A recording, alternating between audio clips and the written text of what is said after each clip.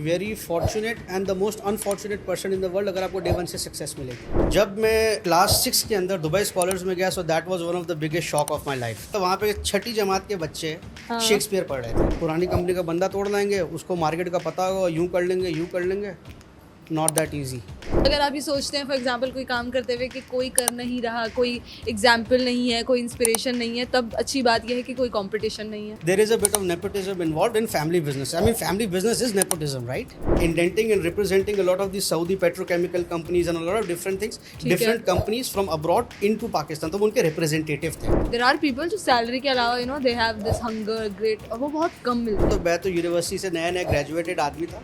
मेरे साथ और भी लोग थे, मेरे वालिद साहब के साथ एक पार्टनर थे, मेरे वालिद साहब थे, हम थे, तो it was a team effort. देखिए, हर आदमी दुनिया में किसी भी माहिर नफ्सियात के साथ आज आप बैठ जाओ, वो आपको बताएगा there is something out there which is going to make somebody tick. अस्सलाम वालेकुम, मेरा नाम हुसैन जुल्फ़िकार है and I am working as a CEO at Resicam and I was just here at Hustle podcast. So Hustle को like कीजिएगा, subscribe कीजिएगा, bell icon press करना मत भूलिएगा। सेकेंडली, हमारा अपना चैनल भी है Resicam का, Resicam के चैनल को भी लाइक कर लीजिएगा, सब्सक्राइब कर लीजिएगा, बेल आइकॉन प्रेस करना मत भूलिएगा। And in case you want to learn a little bit something about our products, a few technical things, do check us out. Thank you.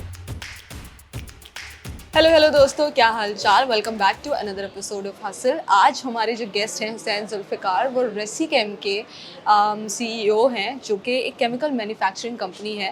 From scratch उन्होंने start किया, उन्होंने और उनके फादर ने इस बिज़नेस को हाइट्स तक लेकर गए हैं। उनको बुलाने का मकसद कारोबार कैसे करना है और उसकी डिटेल्स, यानी कि किसी भी बिज़नेस को स्टार्ट से लेकर प्रॉफिट मेकिंग बनाने तक क्या जर्नी होती है, क्या चैलेंजेस होते हैं, वो मैंने ख़ास तौर पे आपके लिए, यंग एंटरप्रेन्योर्स के लिए कवर किए हैं। तो आई होप कि आपको उससे बहुत कुछ सीखने को मिलेगा। बट बिफोर दैट भूलिएगा नहीं सब्सक्राइब करना। और अब चलते हैं एपिसोड की तरफ। अस्सलाम वालेकुम हुसैन साहब, कैसे हैं आप? अल्लाह का शुक्र, आप खैरियत से हैं? बिल्कुल ठीक। सबसे पहले thank you so much for choosing Hustle and being here, और अपना वक्त देने के लिए बहुत शुक्रिया। You most welcome. अच्छा, सो मैंने पॉडकास्ट देखे थे आपके and I have gone through your journey, but I want you to let us go through your journey. थोड़ा सा हमें ज़रा गो थ्रू कराएं अपनी हिस्ट्री के बारे में, पढ़ाई के बारे में, सो दैट जो लोग देख रहे हैं वो आपका बैकग्राउंड जान सकें। So I was basically born in Karachi. Okay, ठीक है, तो आई वाज बॉर्न इन 1988। सो पैदा होते के साथ ही क्लास 3-4 में मैं यहाँ पे DHA Junior Model School sea view से अपनी एजुकेशन का आगाज़ किया।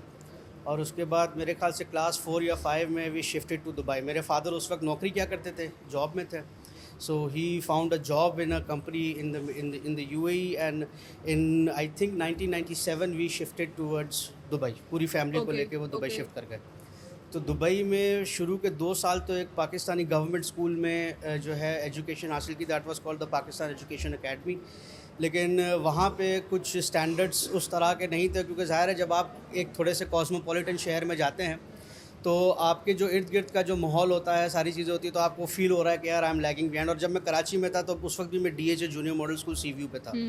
तो then we shift then from Pakistan Education Academy I went into a school called Dubai Scholars. तो जब मैं क्लास 6 के अंदर दुबई स्कॉलर्स में गया, so that was one of the biggest shock of my life. क्यों? क्योंकि वहाँ पे थोड़ा सा एजुकेशन लेवल जो है ना, एक नेक्स्ट लेवल एक्सट्रीम था। वहाँ पे छठी जमात के बच्चे शेक्सपियर पढ़ रहे थे। अच्छा जी, ओके। और मैं थोड़ा सा उर्दू मीडियम माहौल से उठ के आया था, तो मुझसे तो जो है वो सादा इंग्लिश ही नहीं समझ आ रही थी। तो शेक्सपियर तो दूर की बात। But I was also very fortunate to have good enough teachers. ठीक है, तो वहाँ पे चूँकि एजुकेशन का निज़ाम बड़ा अच्छा होता है और वहाँ पे उस्तादों को ये भी सिखाया जाता है कि सिखाते कैसे हैं। तो वहाँ पे मतलब वो ऐसे किसी को भी टीचिंग अपॉर्चुनिटी नहीं देते, हर टीचर एक प्रोसेस के थ्रू गुजर के आ रहा है। बिल्कुल, दुनिया में तो ये दुनिया का तो यही दस्तूर है। ठीक है, यहाँ तो जिसको ज़रूरत है उसको मिल जाती है। अब यहाँ पे देखें, इस पे भी मैं आऊँगा, ये भी एक बहुत बड़ी अपॉर्चुनिटी है। जब अगर हम इस सेक्टर को डिस्कस करते हैं, तो यहाँ पे क्या हुआ कि she was a south Indian teacher. Although if I put her accent aside, she was very good at teaching me that level of English. और मुझे भी बड़ा एक इन्फीरियोरिटी कॉम्प्लेक्स हो गया था जब मैं वहाँ पे गया था। ठीक है जी, क्योंकि सारे बच्चे of course everybody was speaking impeccable English, सारे इंडियन बच्चे होते थे वहाँ पर। उनका एजुकेशन लेवल वैसे भी हमसे काफ़ी बेहतर है। ठीक है ना। अच्छा, मैं क्योंकि with my father comes from a very humble background, तो जैसे जैसे वो अपनी सोशल लैडर क्लाइम कर रहे थे तो मैं at a very young age उनके साथ ही वो सोशल लैडर भी क्लाइम कर रहा था। सही है, ठीक है। तो उस वक्त फिर अगेन दुबई में, to cut the long story short, हम वहाँ पे गए। हमने 6ठी जमात से लेकर 8वीं 9वीं जमात तक हमने वहाँ पे अंग्रेज़ी भी सीखी, लोगों के साथ घुल मिल भी गए, and I became part of that environment in Dubai. ठीक है। ठीक है ना। So it was a very very कहते हैं ना बहुत ज़्यादा तेज़ी से अच्छा वहाँ पे उस इन्वायरमेंट में मुझे थोड़ा सा एडवांटेज ये मिला कि I became very adaptable. Okay. क्योंकि आप एक अलग इन्वायरमेंट से आते हो, फिर आप किसी और इन्वायरमेंट में चले जाओ, फिर किसी और इन्वायरमेंट में चले जाओ, फिर किसी और इन्वायरमेंट में चले जाओ, तो इससे क्या होता है at a very young age, जब आप बहुत ज़्यादा मूव कर रहे होते हैं या एक स्कूल के बाद दूसरे स्कूल, बहुत सारे बच्चों को हमने वो भी देखा है जो कि यूएसए में आर्मी ब्रैड्स भी कहलाते हैं ना, कि उनके वालिदैन भी अक्सर व बेशतर जो है वो बहुत ज़्यादा ट्रैवल करते हैं, तो उनका जो दुनिया देखने का नज़रिया होता है, जो उनका होराइजन होता है, एक्सपोजर होता है, वो बहुत ज़्यादा अच्छा बेहतर हो जाता है। So they also become very adaptable. ठीक है ना। तो मेरे साथ भी यही, तो अगेन दुबई में given that environment and everything, हम वहाँ पे घुल मिल गए। इस पे बात करना चाहूँगी, आई डोंट नो मतलब ये कितना रेलेवेंट है या इररेलेवेंट है, बट मैं बड़ी क्यूरियस होती हूँ जानने के लिए कि what are the like education systems different किस तरह से हैं। तो आई अंडरस्टैंड, यहाँ तो मैंने पढ़ाई की है तो मुझे पता है यहाँ का क्या सीन है, बट मैं आपका दुबई के एजुकेशन सिस्टम का एक्सपोजर रहा है, तो कुछ ऐसी चीज़ें हमें बताएं जो कि आम आवाम को, जो जिसने यहाँ पढ़ा है उसे नहीं पता कि यार ये चीज़ें भी हम ऐड कर सकते हैं। बेसिकली वहाँ पे जो है ना, सबसे पहले तो टीचर्स बहुत अच्छे होते हैं, और उनके ऑफ कोर्स हमारे यहाँ पे भी टीचर्स अच्छे, जिनके पास उनके सब्जेक्ट की कमांड बहुत अच्छी है, लेकिन हमारे टीचर, अब हमारे यहाँ क्या हो गया, अनफॉर्चुनेटली एक नंबर्स की दौड़ लग गई है। सही है, ठीक है, इतने नंबर आएंगे तो ये डिग्री आएगी तो ये होगा, लेकिन उससे आपने खुद सेल्फ लर्निंग क्या की, वो मुझे वो नहीं। रट्टा सिस्टम, अगेन वही वाली बात है। एक साहब है जिनका आपने भी इंटरव्यू लिया था, वो भी यही कहते हैं कि रट्टा नहीं लगाओ। I somewhat agree to him, partially agreement है, क्योंकि अनफॉर्चुनेटली सिस्टम ऐसा है, लेकिन उस सिस्टम में इंप्रूवमेंट की जरूरत है। डिग्री की अपनी एक अहमियत है, अगर उस डिग्री के अंदर जो पढ़ाया गया वो समझ के पढ़ा जाए। ट्रू, ठीक है जी। तो मुझे भी वहाँ पे सबसे पहली चीज़ तो एक लैंग्वेज बैरियर था, वो पहले क्रॉस किया। दूसरी चीज़, मिसाल के तौर पे अगर वहाँ पे मुझे पहली 6ठी जमात के अंदर जूलियस सीज़र पढ़ाया गया था, ठीक है, तो वहाँ पे जब Brutus stab Caesar in the back, तो उसकी पूरी बैक स्टोरी समझाई गई थी, और 6ठी जमात के बच्चे को उसकी सियासत समझाई गई थी कि किस बेस पे ये काम हो रहा है।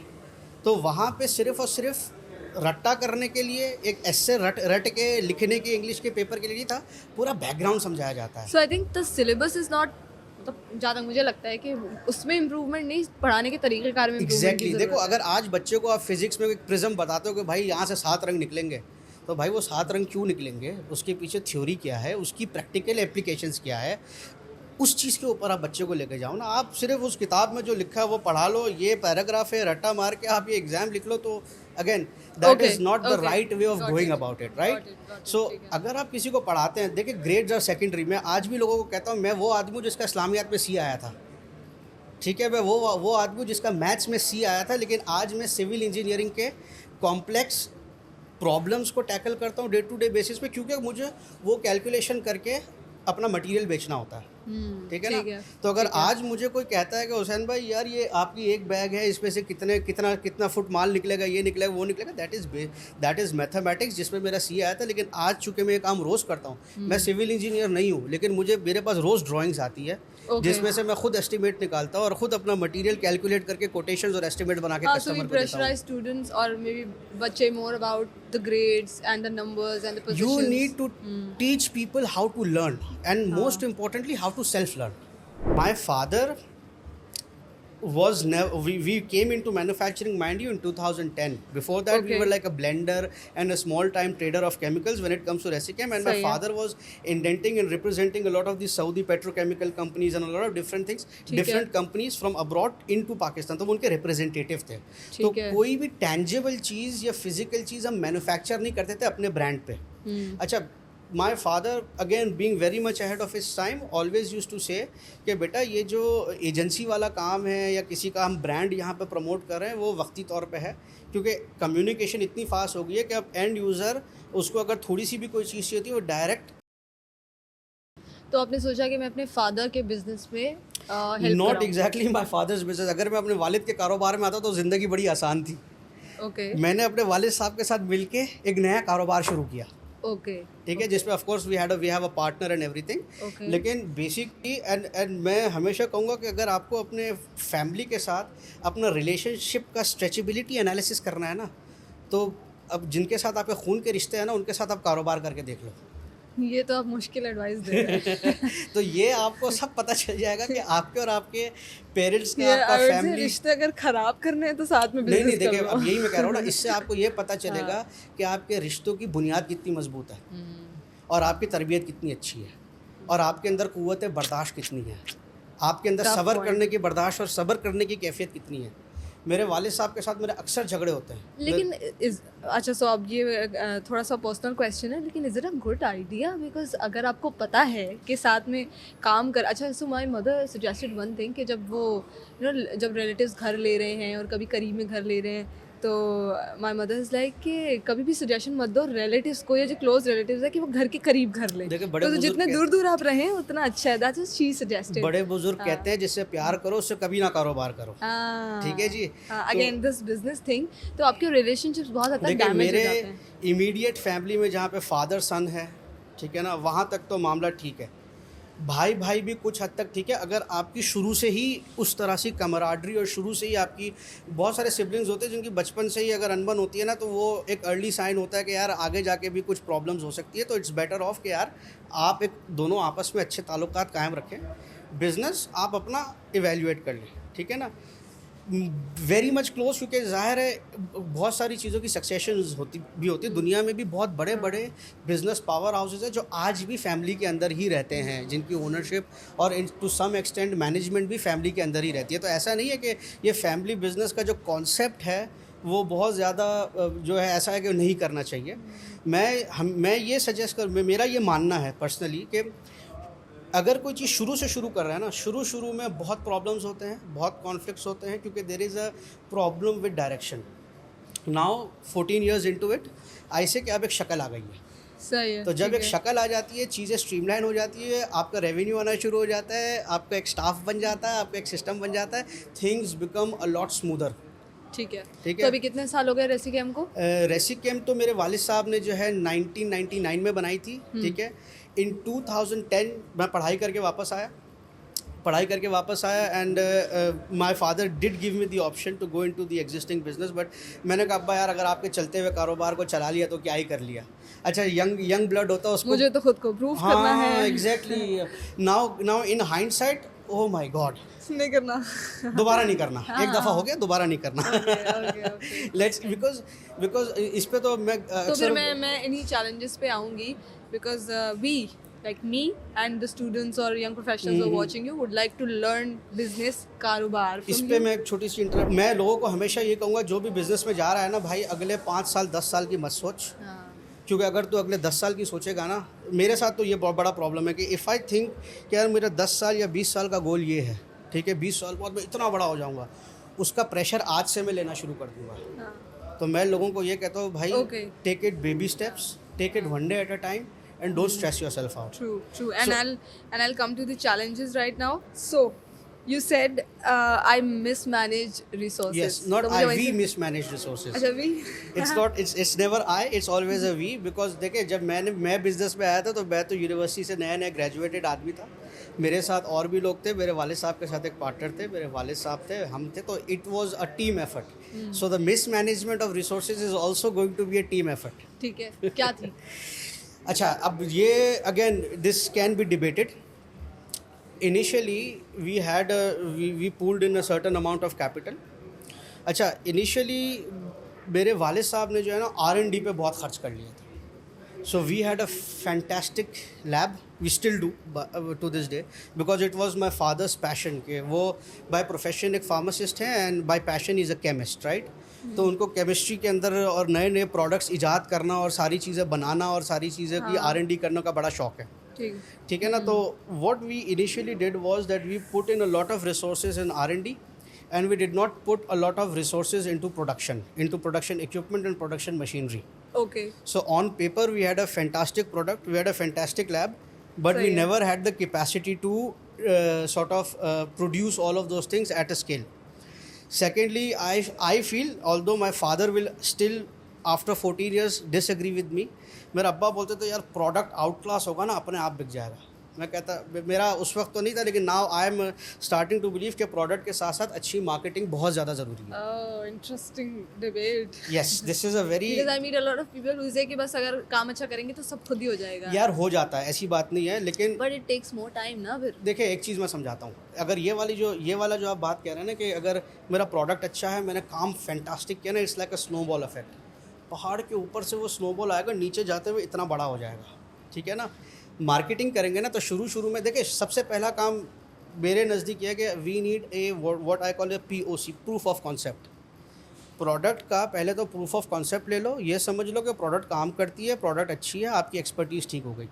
जब ये सारी चीज़ हो गई ना, फिर अल्लाह भरोसे मत छोड़ो, फिर उसके ऊपर मार्केटिंग, फिर वो एक छोटी सी चिंगारी है ना, उसके ऊपर मार्केटिंग का पेट्रोल डालो. तो चीज़ें फ्लेम अप होगी और चीज़ें आपकी जल्दी बढ़ना शुरू होगी. सही है. ठीक है जी. लेकिन अगर मैं ये कह दूँ कि यार मैं काम अच्छा करता हूँ और मैं वर्ड ऑफ माउथ से, वो भी होता है और उसका भी अल्हम्दुलिल्लाह आज भी हमें वर्ड ऑफ माउथ से रिजल्ट मिलता है. स्लो होता है. So you need, so for you to grow, अच्छा मसला ये है कि marketing and all of these things also require a lot of resources. ठीक है जी. अच्छा, हमने सारी की सारी उस वक्त लैब में डाल दिया. अब लैब में कुछ चीज़ें सही भी हुई, कुछ चीज़ें नहीं भी, क्योंकि ज़ाहिर है मेरा पुश्तैनी काम तो था नहीं. ठीक है. हमने भी अच्छा we put in a lot of money into technology transfer. ठीक है. We put in a lot of money into lab, we put in a lot of money into R&D. We made fantastic products. ठीक है. शुरू के दिनों में मेरी website भी ठीक नहीं थी, मेरे ब्रोशर्स डिटेचर्स भी ठीक नहीं थे, लेकिन पीछे से प्रोडक्ट बड़ी अच्छी थी. ठीक है ना. अब ज़ाहिर है हमारे यहाँ कस्टमर जो है वो सबसे पहले आपकी सामने जो रखी हुई होती है वो प्रेजेंटेशन देखता है, उसके बाद पीछे आपका प्रोडक्ट इवेल्युएट करता है. तो मेरा फर्स्ट इंप्रेशन शुरू में इतना अच्छा नहीं था. ठीक है ना. लेकिन प्रोडक्ट बड़ी सॉलिड थी. वक्त के साथ साथ हमने फिर in 2018-19 during COVID. थोड़ा सा रेसिकेम के प्रोडक्ट्स के बारे में भी लोगों को बताएं. So रेसिकेम is basically a manufacturer of construction chemicals, some certain building materials. And we also now we are also exporting as well. So since as I said हमारा एक दुबई में ऑफिस है, वहाँ पे हम epoxy hardeners जो है वो एक्सपोर्ट कर रहे हैं, और एक दो हमारी अफ्रीकन कंट्रीज है जहाँ पे हम लोग टाइल एडिसिव वगैरह आज अभी फिलहाल एक्सपोर्ट कर रहे हैं. रिसर्च पे आपने बहुत टाइम लगाया था, तो आपने प्रोडक्ट इंप्रूव किया. दैट मींस प्रोडक्ट के पहले दिन से ही बहुत आउट क्लास. देखिए नॉर्मली पाकिस्तान में क्या होता है, लोग थोड़ी सी 100 प्रोडक्ट बना के मार्केट में चले जाते हैं और उसके बाद ग्रेजुअली इंप्रूव करते हैं. मेरे पास डे 1 से बड़ा एक्स्ट्राऑर्डिनरी प्रोडक्ट था. और टाइम कितना लगाया था रिसर्च में? यार this was a technology transfer, तो रिसर्च हमें बनी बनाई मिल गई थी. ठीक है ना. अब मैं आपको छोटी सी बात, जर्मन आए हमारे पास, उन्होंने हमें ट्रेन किया. अच्छा, मैं सबसे पहले दिन तो जब जर्मन आया ना हमारे पास, वो पहले तो उसने लंबी लैब इक्विपमेंट की लिस्ट दी, वो भी अच्छे खासे पैसों की थी. अच्छी खासी लैब बन गई, हर चीज़ हो गई, इक्विपमेंट आ गए, हर चीज़ हो गई. Now I was under the impression that this white guy from Germany is going to come in, he is going to give me fixed recipes. वो रेसिपी मैं लूँगा, वो रेसिपी मैं बार बार रिपीट करता जाऊँगा, और बड़ा ज़बरदस्त फैंटास्टिक की टू सक्सेस. अब ये गोरा आया मेरे पास पहले दिन और मुझे बोलता है, बेटा हुसैन ये सीमेंट है, इसकी टेस्टिंग ऐसे होती है. ये रेत ही सीमेंट बजरी एग्रीगेट से इसकी टेस्टिंग ऐसे होती है. ये पॉलीमर्स है, इस तरह के पॉलीमर्स ऐसे होते हैं, इनको टेस्ट और इवैल्यूएट ऐसे किया जाता है. तो मैंने बोला यार तू तो मुझे सिखा रहा है कि इसकी इवैल्यूएशन ऐसे होगी. एंड आई वाज लाइक यार ये तो मुझे तू बना रेसिपी देना यार, मैं लूँ बनाऊँ निकलूँ. बोलता है नहीं, every country has a different raw material, every country has a different working practice. वहाँ पे जो मिसाल के तौर पे अगर आज मैं टाइल एडिसिव बेच रहा हूँ, तो जो मेरा मिस्त्री है, जो मेरा कारीगर है, वो जिस तरीके से टाइल लगा रहा है वो बिल्कुल मुख्तलिफ है उससे कि जो जर्मनी में बंदा टाइल लगा रहा है. सही है. उसके टूल्स डिफरेंट है, उसके इक्विपमेंट्स डिफरेंट है, उसका वेदर डिफरेंट है, उसकी सरफेस डिफरेंट है. यहाँ पे पाकिस्तान में चीज़ें डिफरेंट है, उसका एजुकेशन का लेवल अलग है, इसके एजुकेशन का लेवल अलग है. ट्रू. ठीक है ना. तो आपको रॉ मटेरियल्स की असेसमेंट करके, हाँ, तो और अपनी रेसिपी खुद बनाएंगे आप. that's tough. और उसने फिर बोला कि ये रेसिपी अपनी बना के अगर कोई रॉ मटेरियल में चेंज होती है तो रेसिपी की एडजस्टमेंट आपने ऐसे करनी है ताकि तुम्हारा एंड रिजल्ट सेम रहे. So that was the actual technology transfer. तो वो उसका जो 20 साल का निचोड़ था ना उसका. But you learn so much ना. Oh yes. And again that thing जो कि पीछे स्विट्ज़रलैंड से आई अडेप्टेबिलिटी, जो दुबई से आई अडेप्टेबिलिटी, वो सारी चीज़ें. अब मुझे था कि यार मैं कुछ भी नया सीख सकता हूँ. मैंने ये नहीं कहा यार मैंने तो होटल एंड रेस्टोरेंट मैनेजमेंट पढ़ा हुआ है, अब ये आप मुझे वापस से इंजीनियरिंग में लेके आए. हमने सीखते एग्जैक्टली. तो हम ये सीख लिया। अच्छा, सारी चीज़ें करते कराते फिर हम मार्केट में चले गए। Slowly and steadily for the first few years we made a lot of losses as well. Okay, ठीक है ना, Interesting. But after a while we start hitting break even, that is where that word of mouth came इन।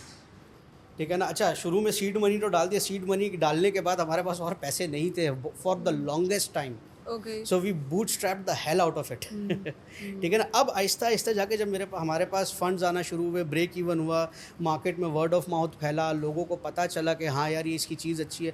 मुझे आज भी मैं समझता हूँ कि रेसी कैम को सबसे ज़्यादा अगर किसी ने प्रमोट किया ना, वो लो लेवल में जो मेरा टाइल फिक्सर है या जो मेरा मिस्त्री है उसने किया है। इसकी भी एक बड़ी इंटरेस्टिंग सी स्टोरी है। मैंने शुरू में सोचा कि यार एक सेल्समैन हायर कर लेता हूँ, वो मार्केट में जाएगा, पुरानी किसी कंपनी से बंदा तोड़ लाते हैं हम लोग। ठीक है, पुरानी कंपनी का बंदा तोड़ लाएंगे, उसको मार्केट का पता होगा, यूँ कर लेंगे। नॉट दैट ईजी, क्योंकि यहाँ पे जब आप एक नया प्रोडक्ट लेके जाते हो ना, आप एक ब्रांड बना रहे हो, और ब्रांड बनाने में टाइम लगता है। Sometimes it takes decades just to make a single brand, right. अब यहाँ पे हजरत आए, मुझे बोला सर गोलीमार में 4 दुकान है, वाटर पंप पे इतनी दुकानें हैं, ये इसको बॉन्ड बोलते हैं, we use to call it tile adhesive. वो बोलते हैं सर मार्केट में बॉन्ड कहलाता है, इसी जगह पे बिक जाएगा। मैंने कहा ठीक है, तू जाके, अच्छा सर मैं माल फेंक देता हूँ बाज़ार में, इतना उधार देना पड़ेगा, इतने टाइम पे रिकवरी आएगी। वो माल फेंकने के बाद आज तक रिकवरी ही नहीं है उसकी। ठीक है। So, गलती कहाँ पे थी? बंदा हायर करके ये सोचने में कि it's a very linear sort of a process. नहीं, Okay. यहाँ पे लोगों को आप पे एतमाद होगा, आप पे ब्रांड पे एतमाद होगा, तब जाके वो रिपीट ऑर्डर देगा। और दूसरी चीज़, अगर आपने मिडिल मैन के ऊपर अपनी सप्लाई चेन में बहुत ज़्यादा रिलाई करना शुरू कर दिया ना, that middle man is going to take you to town. Check and balance not necessarily, you have to. अगर आपका ब्रांड इतना मजबूत होगा तो लोग आपके साथ जुड़ना पसंद करेंगे। अगर आपका ब्रांड इतना मजबूत नहीं होगा तो आप लोगों को ढूंढते फिरेंगे और आप सारा दिन लोगों के पीछे भागते रहेंगे। और आपने, अच्छा सो आपने ये भी कहा कि मैंने बहुत लॉसेस किए। जी, अब मैं इस पे आता हूँ। तो अब ये तो एक रिटेल का टिक टाक लॉस हो गया। अब मैंने, अच्छा एंड में फिर यही हुआ कि भाई मी एंड माई फादर थक हार के एक दिन दफ्तर में बैठे हुए थे, अब्बा ने बोला बेटा तुझे खुद जा मार्केट में और यू फिगर इट आउट। ठीक है जी, क्योंकि देखें माय फादर जो कंस्ट्रक्शन इंडस्ट्री है, मेरे फादर पुश्तैनी उसमें नहीं थे। My father is a guy who has a petrochemical background in terms of his professional life. उन्होंने प्लास्टिक का दाना बहुत बेचा है, लेकिन कंस्ट्रक्शन लाइन के अंदर ये टाइल एडिसिव कैसे बिकता है, वाटर प्रूफिंग कैसे होती है, ये सारी चीज़ें होती है, उसका हमें उस वक्त इतना आइडिया नहीं था। अच्छा, मैंने जब इस पर ये देखा तो मैंने ये देखा कि यार इस पूरे के पूरे गेम के अंदर मेरा इन्फ्लुएंसर कौन है। मैंने कहा कि सबसे ज़्यादा जो अप्रोचेबल इस वक्त मेरा जो इन्फ्लुएंसर है ना, वो ये टाइल फिक्सर है। सही है। अब टाइल फिक्सर को कैसे अप्रोच किया? टाइल फिक्सर तो रोज़ दिहाड़ी लगाने के लिए किसी ना किसी घर पे लगा हुआ होता है। तो मैंने ये शुरू किया इन दी वेरी अर्ली डेज, जब ये पहला चूना लग चुका था मुझे मेरे सेल्समैन का। तो उसके बाद मैंने क्या किया कि मैंने अपने ड्राइवर को पकड़ा उस वक्त, ठीक है, और उसको बोला कि यार एक काम कर, ये डिफेंस फेज़ 8 की पूरी पट्टी है ना, यहाँ पे उस लाइन से घर बन रहे हैं। अब ये घर बन रहे हैं, इनके अंदर जो है ना लाइन से टाइल फिक्सर या कहीं ना कहीं टाइल लगी होगी। तो हुसैन साहब जो है वो जाते थे, आज ये जेब के अंदर उनका एक विजिटिंग कार्ड होल्डर होता था, जाते थे चौकीदार को सलाम करते थे, उसको अपना विजिटिंग कार्ड देते थे कि सर ये मेरा नाम है, इस कंपनी से आया हो, ये मेरा कार्ड, अंदर टाइलें वाइलें लग रही है तो किसी मिस्त्री वगैरह से मज़दूर से मिलवा देंगे वो। तो कोई भगा देता था, कोई हाँ कहता था, कभी कुछ। तो इस तरह से मैंने क्या किया कि टाइल फिक्सर्स के साथ जो है एक छोटी सी कमराडरी बनाना शुरू कर दी। मेरी खुशी, मैं कहता हूँ ना, अब मेरी ज़िंदगी, मेरे उस दिन का हैप्पीएस्ट मोमेंट क्या होता था, अगर वो फिक्सर मुझे बोलते हुसैन भाई सैंपल करवा दो, सिर्फ कुछ नहीं, सिर्फ सैंपल करवा दो, क्योंकि आप कॉन्स्टेंटली किसी चीज़ पे एफर्ट कर रहे हैं और आपको थोड़ा सा भी रिजल्ट आता है। अच्छा मैं खुश, हुसैन साहब भागे बंगले के बाहर अपनी। अच्छा उस वक्त हमने एक नीलम कॉलोनी के ऊपर, मेरा एक डिस्ट्रीब्यूटर था, उसके पास मैंने 20-25 बैग रखवाए हुए थे, हाथ जोड़ के यार बिके तो पैसे दे देना। उससे भी नहीं बिकने थे, मुझे पता, क्योंकि दुकानदार तो यही कहता है कि भाई मेरी दुकान पे कोई बंदा आएगा, वो मटेरियल की डिमांड करेगा तो मैं बेचूंगा, अदरवाइज मैं खुद से एफर्ट क्यों लगाऊं भाई। सही है, हाँ। ठीक है जी, ठीक है। तो ये इसकी दुकान से मैं उठाता था, एक बैग उठाया, ये हाँ एक दफ़ा ये इस्तेमाल कर ले टाइल एडिसिव मेरा, उसके बाद मुझे तसल्ली होती थी कि हाँ अब ये रिपीट होगा। ओके। शुरू में तो मैंने फैक्ट्री से 5-5, 10-10, 25-25 बैग भी बेचे हैं। और मार्केटिंग कैसे की भाई? पहले तो लैब में और इसी में इतना पैसा लग गया था कि अब मार्केटिंग के पैसे नहीं है कि अब खुद ही सड़क पे उतरना था। ऐसा ही है। तो शुरू में तो यही हुआ। फिर एक टाइल फिक्सर जो अच्छा होता है वो कभी किसी घर के बंगले के मालिक से मिलवा देता है, कोई फिर किसी ने कुछ आर्किटेक्ट से मिलवा दिया, फिर आहिस्ता आहिस्ता समझ में आया हाँ यार ये आर्किटेक्ट भी कोई चीज़ होती है। ठीक है जी, ये बंदा ये साहब भी इन्फ्लुएंसर है, लेकिन ये थोड़े भारी लेवल के इन्फ्लुएंसर होते हैं। ठीक है, इनको टैकल करने के लिए आपके पास आपके प्रोडक्ट की एटलीस्ट प्रेजेंटेशन बहुत अच्छी होनी चाहिए। ठीक है ना, तो पहले तो थोड़ा सा उस बिस्तरी लेवल। अच्छा, ये टाइल फिक्सर्स से सबसे बड़ा जो मुझे एडवांटेज बना ना, जर्मन ने लैब तो सिखा दी थी, लेकिन ये टाइल फिक्सर ने अपनी एप्लीकेशन सिखाई है मुझे।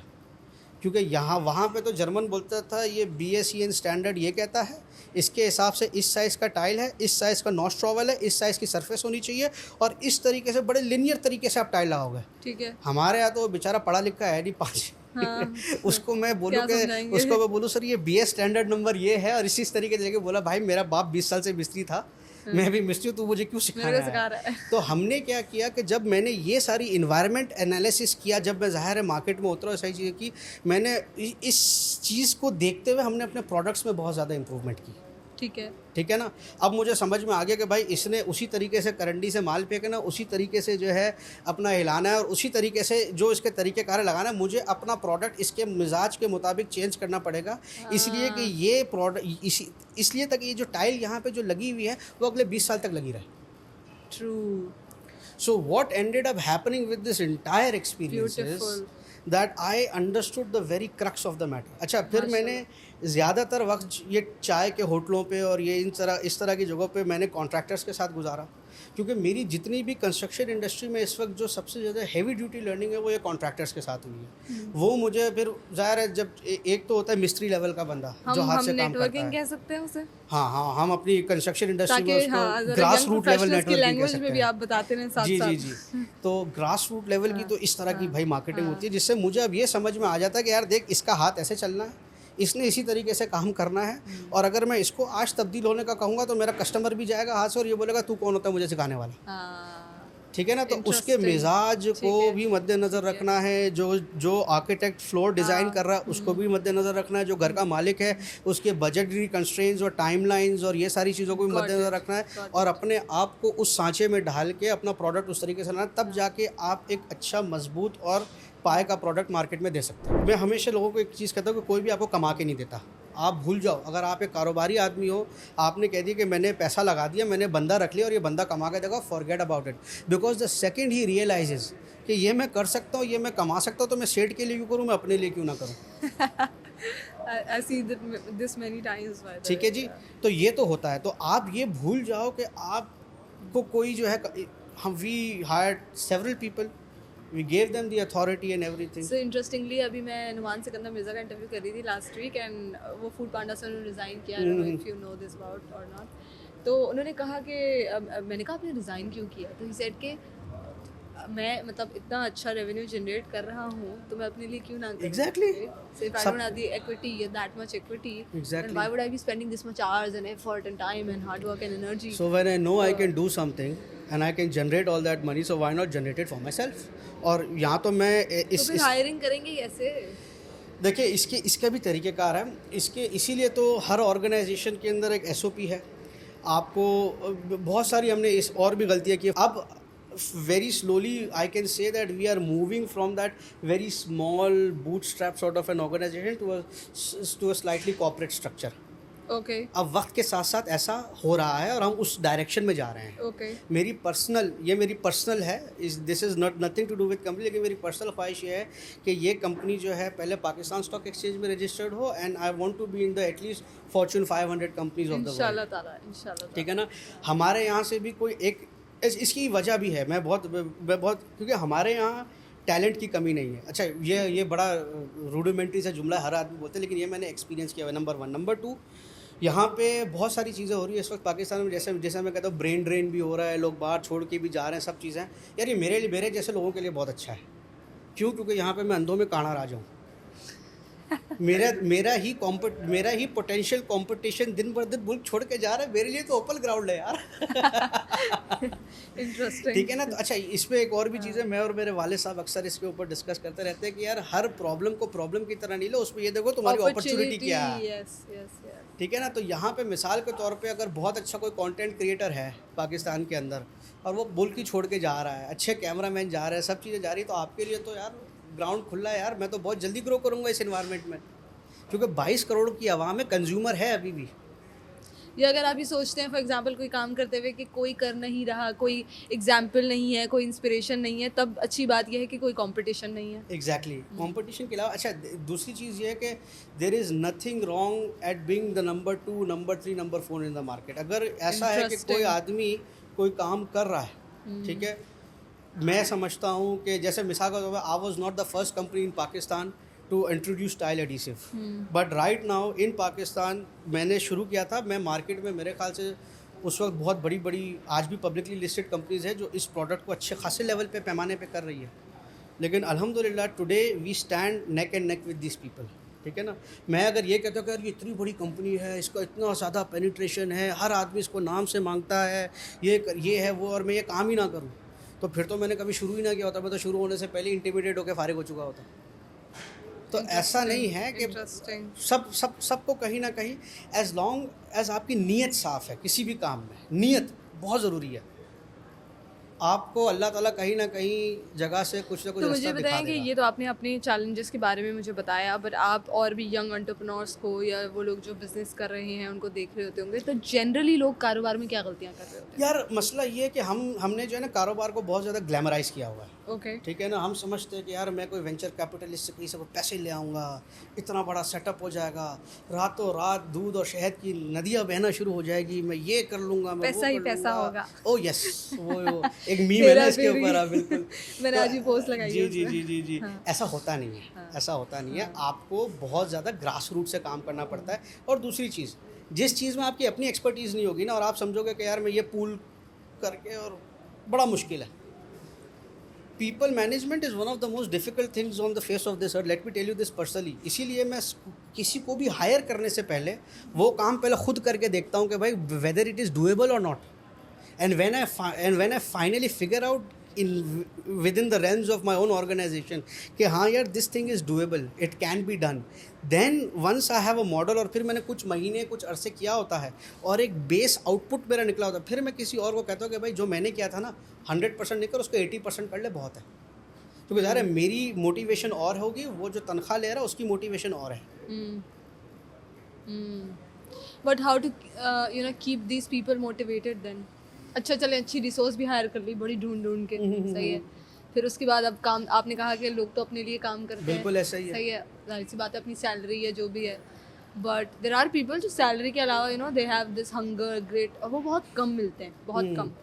तो वो हंगर या वो ग्रिट वाले लोग कैसे ढूंढे? देखिए बात सुने, या अगर तो चले उसमें हंगर motivated है, रखने- पहली बात सुन ले, अगर उसमें हंगर है तो आपको और उसमें मोटिवेटेड रखने ग्रिट की है, जरूरत नहीं है। उसको मोटिवेट किया, वो थोड़ा सा आपके साथ Self-motivated काम होगा। करेगा। जो हंगर और मोटिवेटेड है, that you are looking at an entrepreneur in the face, at least in the Pakistani environment, at least in the Pakistani environment where the growth potentials, और ज़्यादातर जो कॉर्पोरेट्स होते हैं वहाँ पे, या तो हम एक तो जब मैं यूरोप में काम करता था ना, मैं मेरे काम के लिए पहचाना जाता था। अगर आज मैं वही पाकिस्तान में चला जाऊँ ना, मैं अपने काम के साथ साथ मेरा आपके साथ रवैया कितना अच्छा है, मैं आपकी एप्पल पॉलिशिंग कैसे करता हूँ, मेरी अंदरूनी सियासत कैसी अच्छी है, ये सारी की सारी चीज़ें जो है ना मेरी तरक्की डिटरमिन करेंगी। You agree with me right? ठीक है जी।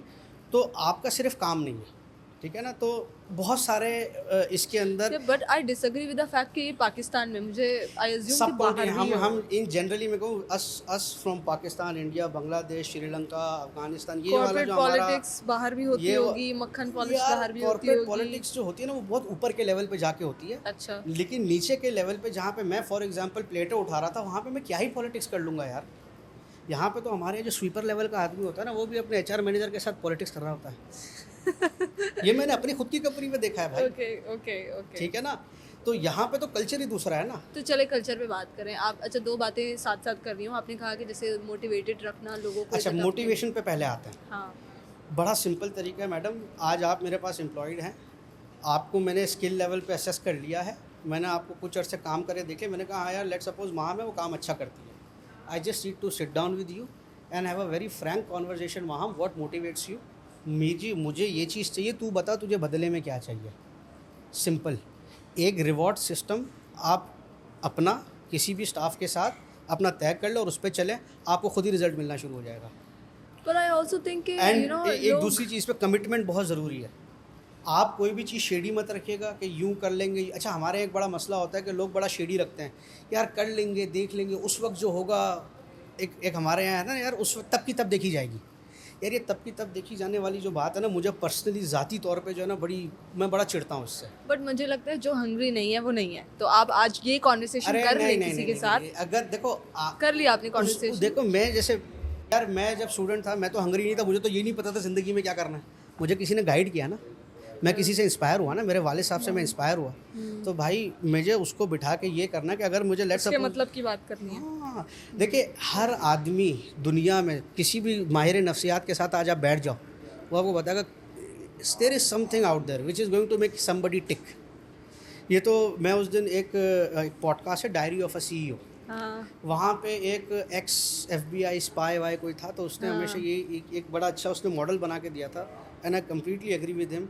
हर आदमी इन 5 या 6 चीज़ होती है, उसने पूरा उसका नोमेनक्लेचर डिफाइन किया था कि 6 चीज़ों में से कोई भी एक चीज़ है जो आदमी को मोटिवेट करती है। ओके भाई तू देख ले उसको प्रोफेशनली क्या चीज़ मोटिवेट करती है, उसको बता दे। देख फॉर एग्जांपल मिसाल के तौर पे मेरे पास एक बंदा है, उसकी ख्वाहिश है सर मेरा अपना घर नहीं है। मैं बोलता हूँ ठीक है बैठ मेरे साथ बैठ, तू प्लान बना, ठीक है तेरा घर है ये इतने तक का आएगा, ये आएगा वो आएगा, यहाँ तक हम पहुँच जाते हैं, ये कर लेते हैं, रिवॉर्ड में तू मुझे इतना करके दे दे, मैं तुझे घर दे देता हूँ, मिसाल के तौर पर, ठीक है ना, इंसेंटिवाइज करते हैं। तो again there is always going to be somebody. जैसे आपने कहा ना लोगों को मोटिवेट कैसे करें, मैं कहता हूँ बहुत सिंपल है, आप आमने सामने बैठे, जैसे आज मैं और आप बात कर रहे हैं, ये सारे के सारे मसले जो है बातचीत से हल हो जाते हैं। तो ये आपने मुझे बताया बिजनेस पर्सपेक्टिव से, as a businessman, not just business, in life in general. मतलब मैं एक चीज़, मेरी बात सुनिए, देखिए जैसे आपने बताया कि एक बिजनेसमैन को ये चीज़ें प्रायोरिटाइज करनी चाहिए। अब हम आते हैं उन लोगों की तरफ जो जॉब कर रहे हैं ऑलरेडी, वो यंग प्रोफेशनल्स हैं, उनमें क्या ऐसी चीज़ें, बिकॉज आपने इतने लोगों को हायर किया है और आई एम श्योर फिर आपका तजुर्बा भी उनके साथ रहा होगा, तो वो क्या गलतियाँ कर रहे होते हैं जो आप सजेस्ट करेंगे कि तुम ना करो at a young professional age? यार डोंट हैव राइट नाउ, जो मुझे सबसे बड़ा मसला है, अभी मैंने रिसेंटली कुछ बच्चे हायर किए, महीने 2 महीने में छोड़ के चले गए। ठीक है, मुझे बोलता है सर ये बड़ा रिपीटेटिव टास्क है, मैं बहुत ज़हीन आदमी हूँ, इतनी बड़ी इंजीनियरिंग इंस्टीट्यूशन से पढ़ के आया, आप तो इंजीनियर भी नहीं हो, ठीक है, और ये एक टास्क है, मैं बार बार रिपीट कर रहा हूँ, मेरी इसमें कोई लर्निंग नहीं है, और बस ठीक है तनख्वाह अच्छी दे देते लेकिन सॉरी सर मज़ा नहीं आया। वो आजकल के बच्चे बोलते हैं यार वाइब नहीं बैठ रही है, ठीक है ना, तो ठीक है भाई अब तेरी वाइब नहीं बैठ रही, लेकिन जो मैं सबसे बड़ा जो यंग प्रोफेशनल्स को जो मैं सजेस्ट करता हूँ वो ये है कि हैव पेशेंस, नंबर 1। दूसरी चीज़ जो गलती मैं देखता हूँ, मैं अक्सर और बेशतर CV देखता हूँ ना, तो 6 महीने इधर काम किया, 6 महीने इधर काम किया, 6 महीने इधर काम किया, वो CV देखते ही समझ में आ जाता है कि बाबा ये लंबी रेस का घोड़ा नहीं है। ख़ास तौर पे जब आप हायर मैनेजमेंट की तरफ जाते हो, इस तरह जाते हो ना, पीछे का ट्रैक रिकॉर्ड देखा जाता है और ये देखा जाता है गोया लंबी रेस का घोड़ा है कि नहीं है। अगर मार्केटिंग की फील्ड में स्टैंडर्ड जो होना चाहिए वो 2-2.5 साल है, लेकिन मैंने कहा इससे 5 साल इस कंपनी के अंदर जो है ना टाइम लगा, और 5 साल के अंदर रिजल्ट भी अच्छा हुआ इस कंपनी का, इस कंपनी ने भी ग्रो किया, इसका मतलब है he was part of that growth. लेकिन अगर किसी बंदे ने एक बहुत बड़ी कंपनी में सिर्फ 2-2.5 महीने काम किया, और मुझे पता है इस कंपनी ने ग्रो किया है, लेकिन इसने सिर्फ लेट्स सपोज 6 महीने साल काम किया, मैंने कहा इसका मतलब है he was not part of that growth, either he was not performing well, इसको फारिग किया है, या तो ये कॉन्स्टेंटली एक होता है जिसे मैं कहता हूँ क्रॉनिक लिंक्डइन या क्रॉनिक CV भेजने वाला एक बंदा होता है, वो कुछ नहीं करता, वो सारा दिन जो है ना, वो इवन ऑफिस आवर्स में भी यही ढूंढ रहा होता है कि 5,000-10,000 रुपये के लिए जंप का मारूँ, ठीक है ना, वैसे ये है जी। अब तो जिस बंदे में अपनी काम के साथ ही वो मुखलिसी नहीं है और उसको सिर्फ 5-10 हज़ार रुपये के जंप चाहिए, तो तू वो जंप ले लेगा, लेकिन तू एक टाइम के बाद ऐसी गंदी सैचुरेशन पे आएगा, क्योंकि तूने अपनी प्रोफेशनल लाइफ में सीखा किया कि अच्छी CV कैसे बनाना है और अच्छा इंटरव्यू कैसे क्रैक करना है, उसके अलावा तूने कोई और काम नहीं सीखा। तो पहले तो भाई जिस फील्ड में जा रहे हो ना, उस फील्ड का पहले काम तो सीख लो, और अगर आप उस काम में इतने अच्छे हो ना, लेट मी टेल यू, वो कहते हैं ना, ऊपर वाले के पास देर है अंधेर नहीं है, लोग ढूंढते हुए खुद आएंगे आपके पास। हाँ, ये अच्छा, ये चीज़ भी है कि आपकी एग्जिस्टिंग जॉब पे जो आपकी परफॉर्मेंस है, अगर आप उससे ज़्यादा परफॉर्म कर रहे हैं, आई मीन जो भी आपकी अक्सर और जेडी है, बेशतर लोग एक्स्ट्रा कहते हैं एफर्ट्स कि दे यार रहे मेरा हैं। मैनेजर सही नहीं है, मेरा बॉस हाँ, ठीक नहीं है, कंपनी ठीक नहीं है, ये है वो है। अरे भाई चलो कंपनी ठीक नहीं है, चलो मान लिया एक सेकंड के लिए, let me just sympathise you, क्योंकि उस पर भी बहुत सारे हज़ारों डायनामिक्स है ना। ठीक है, you are not the centre of the world, you understand this हाँ। राइट? ठीक है ना। तो भाई तू मुझे ये बता दे कि जो काम तू कर रहा है वो तूने कितने अच्छे से किया और उसमें किसी को कोई कंप्लेन है कि नहीं है। हाँ, ये बताएं एज अ बॉस लोग क्या गलतियाँ कर रहे होते हैं या आपने कौन सी अच्छा, गलतियाँ first of all I was very much privileged that at a very young age मुझे एक मकाम मिल गया। ठीक है ना, मैं आया, हमने आते के साथ ही कंपनी स्टार्ट की और आते के साथ ही उस कंपनी के आर्टिकल्स ऑफ इनकॉर्पोरेशन में एटलीस्ट ऑन पेपर मुझे सीईओ बना दिया गया। ठीक है। ठीक है जी।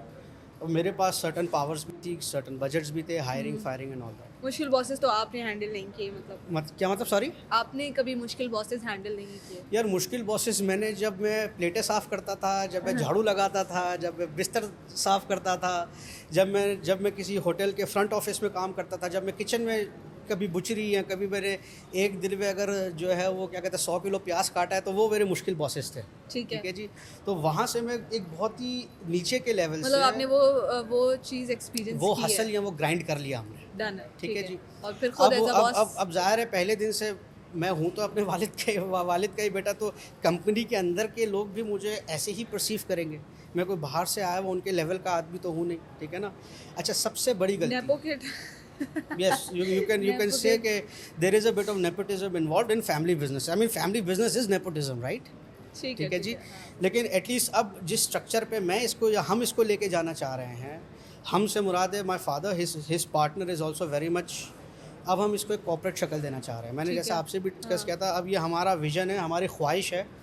कब होता है, कैसे होता है, अल्लाह को पता है, लेकिन एक सर्टन लेवल पे जाके इसको स्टॉक एक्सचेंज पे ले जाके सर्टन एक्सपोर्ट, कुछ प्रोडक्शन हमने अभी हमारी जो प्रोडक्शन है वो सिर्फ कराची और हब के अंदर हमारा एक दूसरा प्लांट है, वो सिर्फ वहाँ तक महदूद है। We would like to go pan Pakistan, then we would like to export from here and things like that. ठीक है, सही है। ठीक है ना।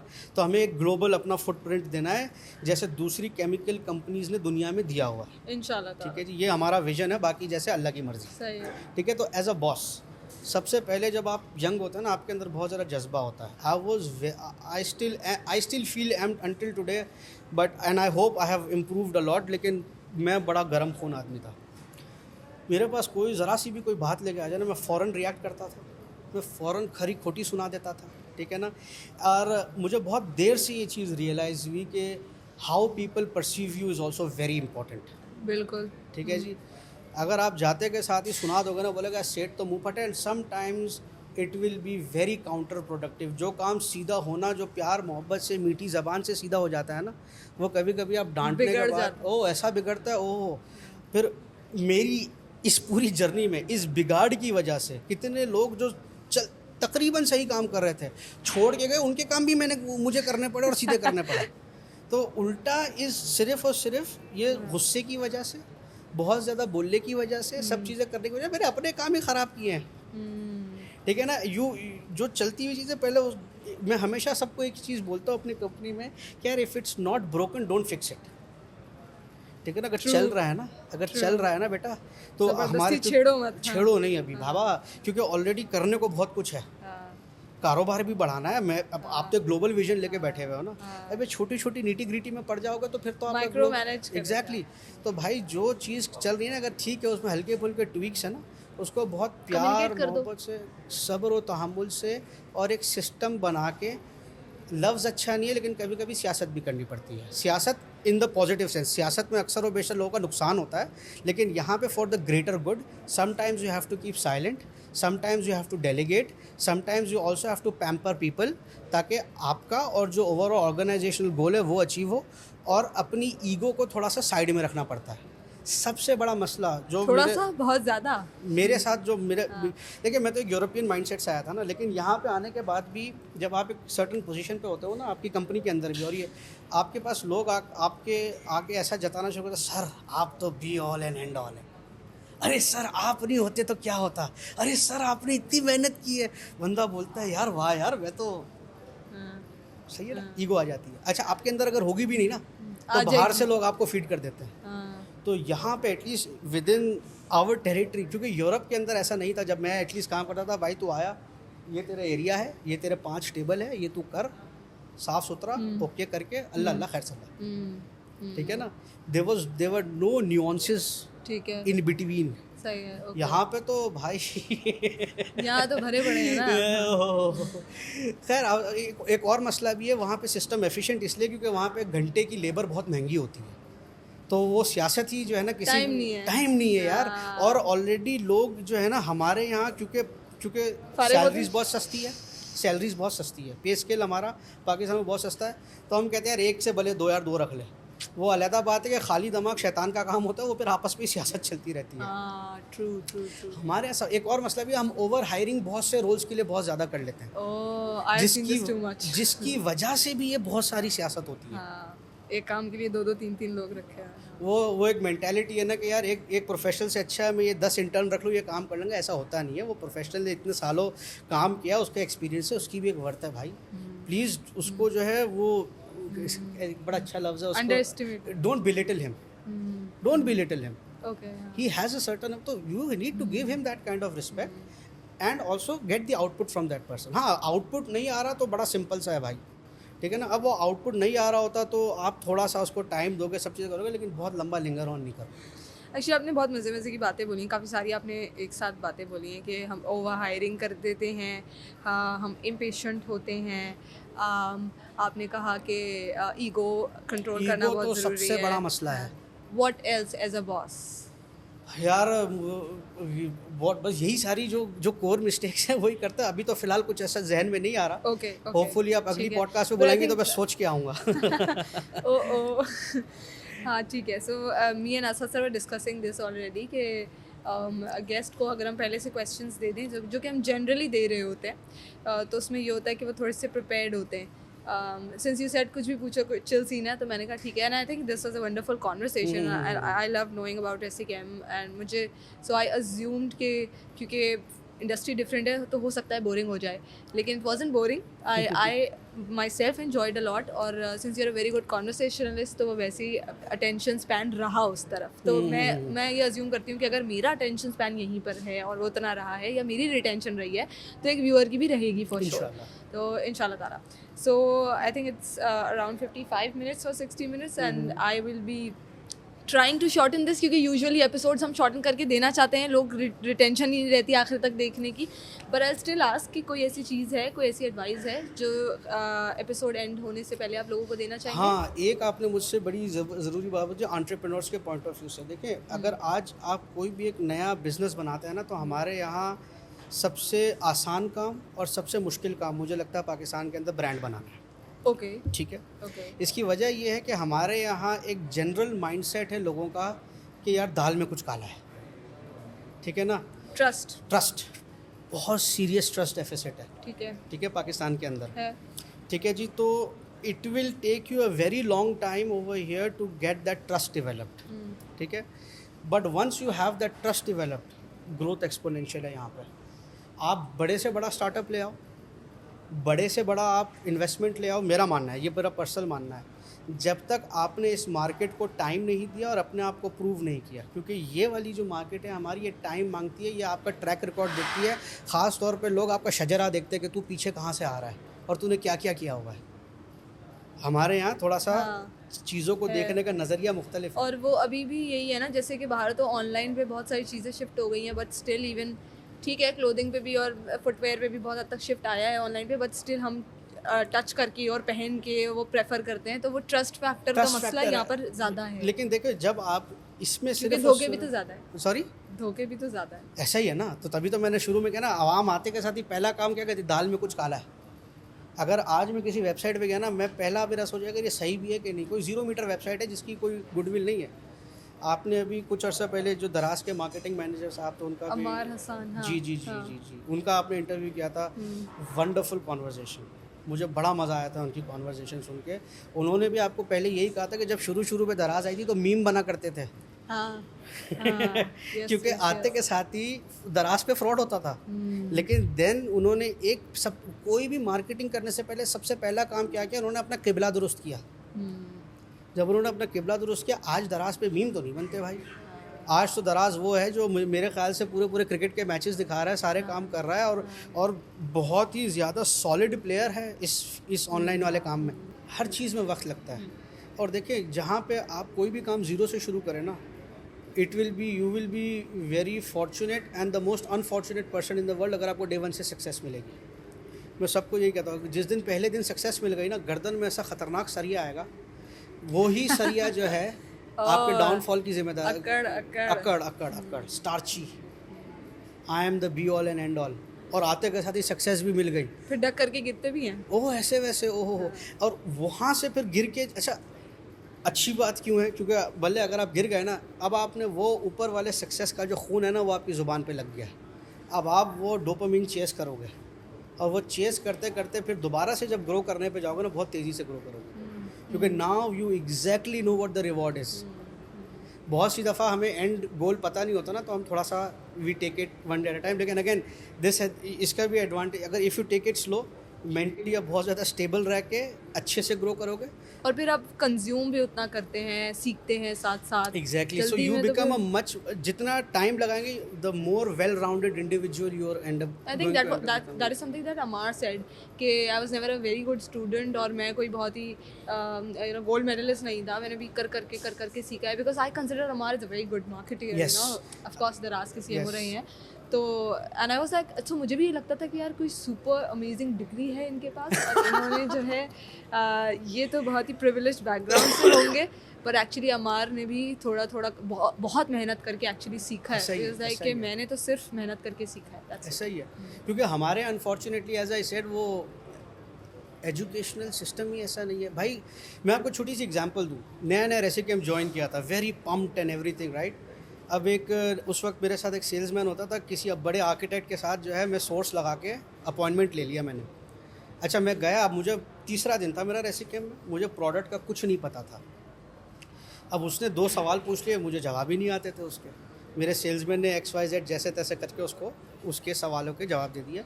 Now that he was a big shot architect, I would not name him, लेकिन उसने मुझे बोला, मेरे सेल्समैन को बोला मेरे सामने कि नेक्स्ट टाइम जो है ना, इसको लेके मत आना, आप आइएगा, जो बात करनी है मैं आपसे कर लूँगा। अरे that hurt me like anything, let me tell you.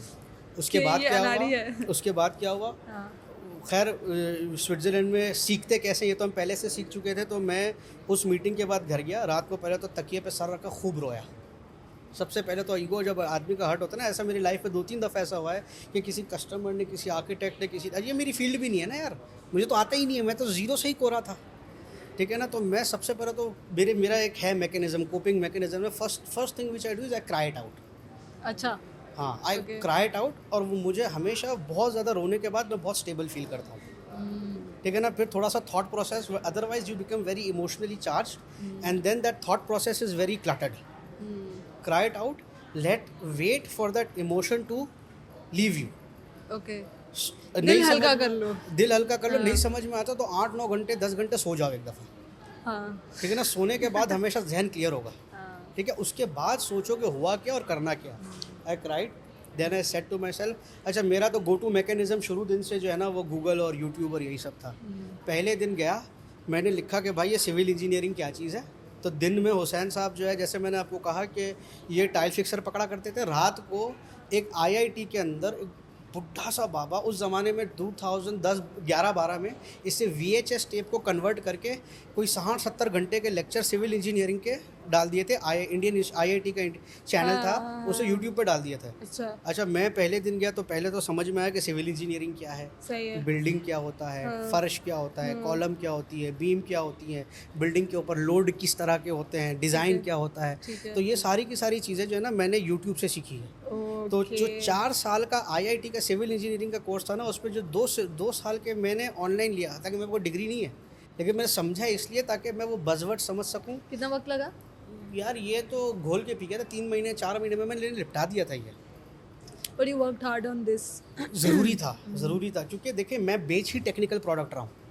तो अगर देखें, एक होता है ना कि बहुत सारी चीज़ें आपकी सेल्समैनशिप से साबित होंगी कि यार मैं बहुत अच्छा वेल ड्रेस्ड हूँ, I am a very good conversationalist, आपने ये सवाल पूछा तो आपका ये इमोशनल हुक पकड़ के मैं आपको ओ भाई यहाँ पे ये नहीं है, यहाँ पे तो मैं सीधा सीधा कंस्ट्रक्शन मटेरियल बेच रहा हूँ। एक हद तक ही मैं आपको इमोशनली कायल कर सकूँगा, लेकिन अगर मैंने अगर आपको 8000 PSI की कंप्रेसिव स्ट्रेंथ डिलीवर करनी है तो मैंने आपको 8000 PSI डिलीवर करनी है।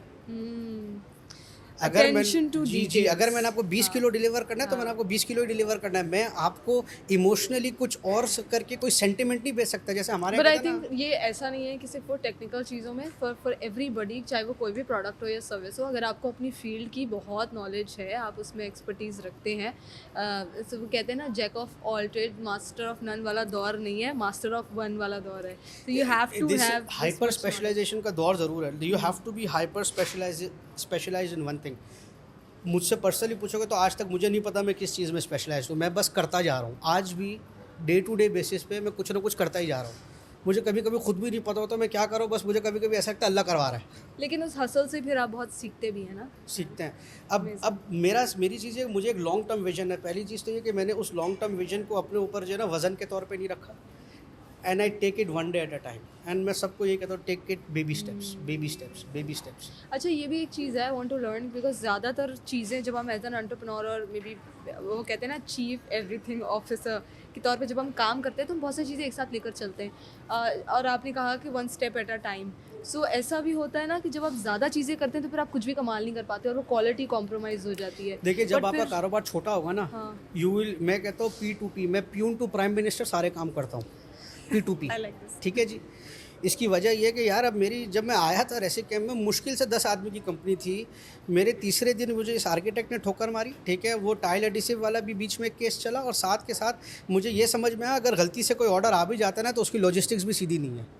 तो हुसैन साहब ने आते के साथ ही 5वें दिन पहला काम क्या किया था कि ड्राइवर के साथ सुजुकी में बराबर में बैठा था और देखता था कि मसला क्या है। तो पता ये चला कि सुजुकी के पीछे 2 टायर है, वो इतने पुराने हो चुके हैं कि वो बार बार पंचर हो रहे हैं। तो हमारा ड्राइवर आधा दिन तो सिर्फ टायर पंचर सीधा करने में लगाता है, ठीक है। फिर मैंने पूछा कि भाई तू नया टायर क्यों नहीं ले रहा था? बोलता है सर वो अकाउंट्स वाला अप्रूवल नहीं देता। अकाउंट्स वाला अप्रूवल क्यों नहीं देता? सर वो कॉस्ट बढ़ जाती है। तो मैंने उसको बोला भाई ये करने से, and you paid attention to details. So yes. समझ रही है ना मेरी बात? Lovely. इसी तरीके से मज़े की बात ये थी कि जो हमारा ड्राइवर था उस ज़माने में, वो कस्टमर को मिस कॉल दिया करता था। अब कस्टमर कॉल देखे ना, मैंने कहा भाई तू मिस कॉल क्यों देता, तू पूरा कॉल दे। बोलता है सब कंपनी बैलेंस वेलेंस नहीं देता।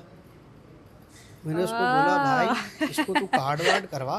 आज की तारीख में ये जो पुराने लेसन थे ना, everybody in the company who जिसका मोबाइल फ़ोन से रिमोटली भी है ना, उसको कंपनी ने एक सिम दी हुई है और उसको डाटा भी दिया हुआ है। अब वो सारा का सारा कंपनी डाटा और सिम देती है। कंपनी ये नहीं कहती कि भाई तू अपना डाटा और अपना डाटा सिम 6 बजे के बाद इस्तेमाल कर ले। मैं तो कहता हूँ अगर तेरा महीने के आखिर में डाटा बच जाता है ना तो मेरे खर्चे भाई 2 फिल्में भी देख ले भाई, मसला नहीं है मुझे। लेकिन एटलीस्ट ये मेरा काम सफ़र नहीं होना चाहिए। लवली, बहुत बहुत ज़बरदस्त। आई थिंक इतनी सारी चीज़ें हैं आपसे सीखने को, पर मुझे लगता है वो राउंड 2 ही करना पड़ेगा हमें उसके लिए। पर it was wonderful having you on board and I love listening to you. I learned a lot and I hope के लोग भी इससे बहुत सीखें। इंशाल्लाह। तो thank you so much for being with us. नमस्कार।